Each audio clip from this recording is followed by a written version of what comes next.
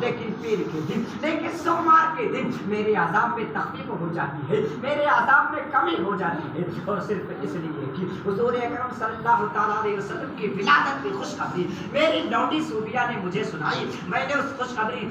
سنانے کے عوض سو کر اسے آزاد کر دیا۔ سبحان اللہ سبحان اللہ۔ ابو لہب جیسا کٹر دشمن رسول، سڑا ہوا کافر، اگر حضور کی ولادت کی خوشی میں لونڈی آزاد کرے تو اس دن اس کے عذاب میں تخفیف ہو جائے، تو کیا ہم غلامان مصطفیٰ ہیں؟ نبی کا ذکر کریں، نبی کا تذکرہ کریں، نبی کی محفل منائیں، نام میلاد پڑھیں یا پڑھوائیں، تو کیا ہم ثواب سے محروم ہو سکتے ہیں؟ نہیں نہیں، ہرگز نہیں، بلکہ ہمارا تو یہ عقیدہ ہے کہ جو محفلیں میلاد محمد کو پڑھائے، جو محفلیں میلاد محمد کو پڑھائے، اللہ سے مانگے مراد اپنی وہ پائے، محتاج کسی کا نہ ہو، محتاج کسی کا نہ ہو، کچھ دکھ نہ اٹھائے،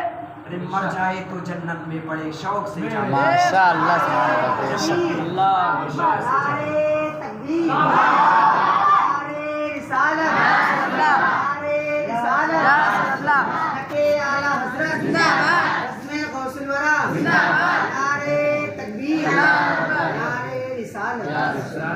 آئیے تو واقعہ سماعت فرماتے ہیں۔ حضرت امام جلال الدین سیوطی رحمۃ اللہ علیہ میلاد شریف کے فیضان کے بارے میں تحریر فرماتے ہیں۔ وہ فرماتے ہیں کہ عبدالجبار نامی کا بغداد شریف میں عبدالجبار نامی کا ایک بڑا ہی عاشق رسول سوداگر رہا کرتا تھا۔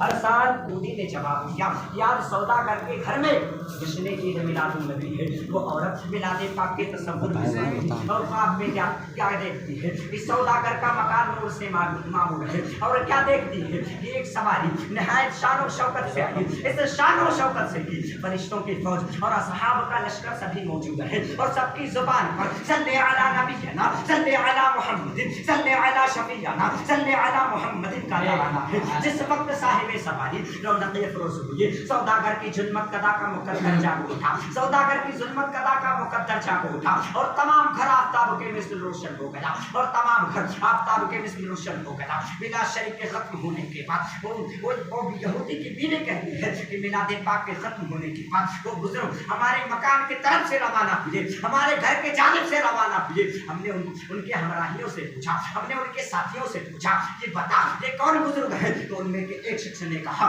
کہ یہ وہی بزرگ ہے، سیدے کل یہی تو ہے، گزرے سبل یہی تو ہے، جن کو پکارتی ہے خلق صبح و مساء یہی تو ہے، اور شافعی ہیں روزے حشر کے، شافعی ہیں روزے حشر کے،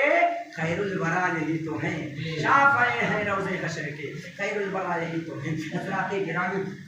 یہودی کی بیوی حضور صلی اللہ تعالیٰ علیہ وسلم کا نام مقدس سنا تو فرد مسلم اور عقیدت و محبت سے جھوم اٹھی، اور بہت ہی ادب و احترام سے سر جھکا کر سلام عرض کیا اور کہا، اے رسول گرامی وقار، آپ رحمت للعالمین ہیں، خدا را میں غیر مذہب ہوں، مجھے مشرف اسلام فرما کر اپنی دامن رحمت پہ جگہ دیجیے۔ بس سرکار دو عالم نور مجسم صلی اللہ تعالیٰ علیہ وسلم نے اس یہودیہ کو کلمہ طیب پڑھا کر کے داخل اسلام کر لیا، اور دولت کے ایمان سے سرفراز فرمایا۔ حضرات گرامی، دولت کے ایمان سے سرفراز فرمایا۔ اب جب عورت خواب سے بیدار ہوتی ہے، پوری طرح متاثر رہتی ہے، حضور سرور کائنات فخر موجودات احمد مصطفیٰ محمد مصطفیٰ صلی اللہ علیہ وسلم کا جمال جہاں آنا اس کی نظر میں گردش کر رہا تھا۔ اس نے نبی کی محفل سجانا شروع کر دیا، نبی کا میلاد منانا شروع کر دیا، نبی کی محفل سجائی۔ یہودی دیکھتا ہے، اپنی بیوی سے دریافت کرتا ہے یہ کیا کر رہی ہے، تو عورت سارا ماجرا بیان کر دیتی ہے۔ ماجرا بیان کرنے کے بعد میں یہودی بھی کہتا